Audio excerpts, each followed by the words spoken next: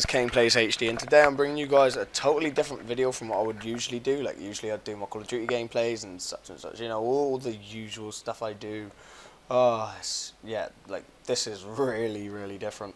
But this is actually something that I've kind of wanted to do for ages, so I'm going to get straight into it anyway. This is 5 strange tag teams that actually won gold. So coming in at number 5 is Undertaker and Stone Cold Steve Austin. So in the summer of 1998, there was a pay-per-view named Fully Loaded, and these two amazing superstars, who were actually rivals at the time, found themselves teaming up to face Mankind and Kane for the tag team titles. They won the match and the titles, but their victory was actually not well. Their title reign wasn't that long. It was a short-lived title reign because only a few weeks later Mankind and Kane won back the titles. But Stone Cold and Undertaker's rivalry was still alive.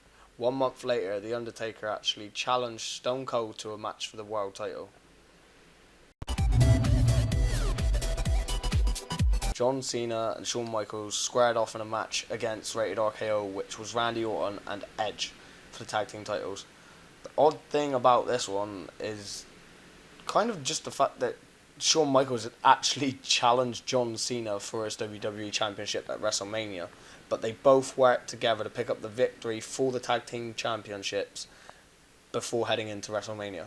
John Cena has also won Tag Team titles with people such as The Miz, David Otunga, and Batista, just to name a few.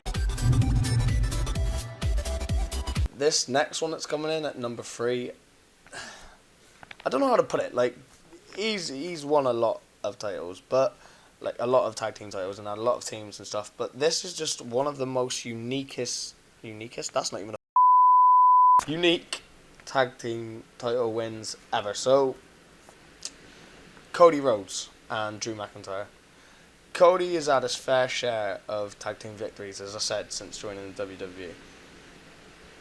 He has actually teamed up with the likes of Hardcore Holly, Ted DiBiase, his brother Goldust, and lots of other characters.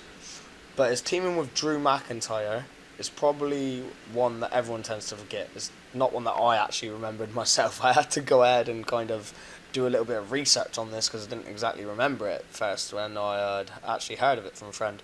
So I was just like, hey, this kind of don't make no sense.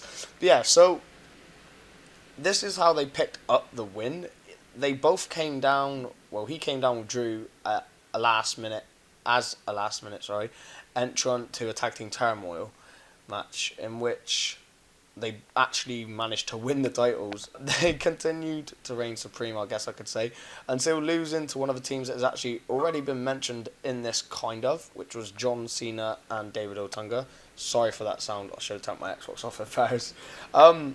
Right, so yeah, that's just how they won, and I just thought that was like one of the weirdest teams I've got on this list. But there comes another 2 teams that you guys may have forgot or may not have forgot, I don't know. But this is just, bear in mind, this is my first time doing this, it's kind of awkward for me.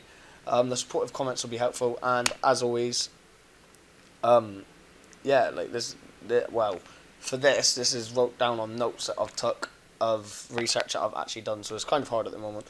Because it's my first time, I guess I'll get the hang of it once I go along. But anyway, so coming in at number 2 is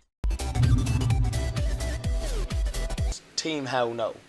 So Team Hell No, surely everybody can remember who Team Hell No is. It's got to be one of the most confusing, weirdest, oddest, I don't even know if oddest is a word, but it was just such a weird team that was ever formed in WWE. Team Hell No, if anybody doesn't know, for some weird reason, you know, where were you at the point in time that this team was formed? It was kind of weird and funny to watch. The team of the Devil's favourite demon Kane and Daniel Bryan. They formed basically, like, they were bitter enemies at first, and they were forced to go in like an anger management class kind of thing by the Raw General Manager of that time, AJ Lee. And although it was said that they'd be a dysfunctional team, they were actually able to pick up the WWE Tag Team Championships. So one of the funniest things about this is the fact that their constant bickering and their like little squabbles they would have in the ring, even during the matches, like not even like on pipe bombs or anything. I think like during the matches they would bicker and they would just like have their little arguments and stuff. But it actually aided their victories. They beat the primetime players, which put them in the #1 contender spot for the titles. They then went on to beat the champions of that time, which was Kofi Kingston and R-Truth, to win the titles at Night of Champions. Right, coming in at number 1. Now, I don't know exactly whether I should have found a stranger team or whether this one would do, but this is what I've chosen because I thought it was a funny thing that I researched. I thought this was an absolutely funny kind of team and everything. So yeah, I'm just going to put this straight in there right now. Stone Cold Steve Austin and Dude Love. Yeah, it sounds weird, right? But basically, after being forced to vacate the tag team title due to his partner's injury of the time, which was Shawn Michaels, so Stone Cold Steve Austin and Shawn Michaels were a team. Shawn Michaels got injured. Stone Cold had to actually vacate his titles, but he could have found himself teaming with the most unique character that was on the roster at that time, in my opinion, which was Mankind. And Mankind had actually offered Stone Cold to team up with him to face the Hart Foundation so that he could win the titles, which would have been vacated at the time. Stone Cold actually rejected Mankind's offer, which basically led to Mankind creating a new character by the name of Dude Love. And oddly enough, this tag team, I don't even know how, but this tag team partnership saw Stone Cold winning the titles back and retaining the titles for months to come. Unfortunately, Stone Cold had to actually vacate the titles once more when Austin actually suffered a neck injury from Owen Hart.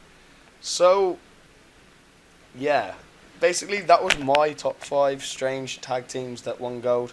Let me know in the comments below whether you think I should have added anyone else different. Also, let me know whether you think this is going to be a good kind of like video thing that I can do, like lists, like top 5 blah blah blah kind of thing. And as always, guys, make sure to hit that subscribe button if you're new around here or if you like any of the content. Make sure to hit that like button to show me you appreciate it and that you like the video. Also, if you can leave any kind of comment, good feedback, bad feedback, whatever it is going to egg me on to try harder and achieve what I want to. So thanks, guys. As always, make sure to just leave the feedback.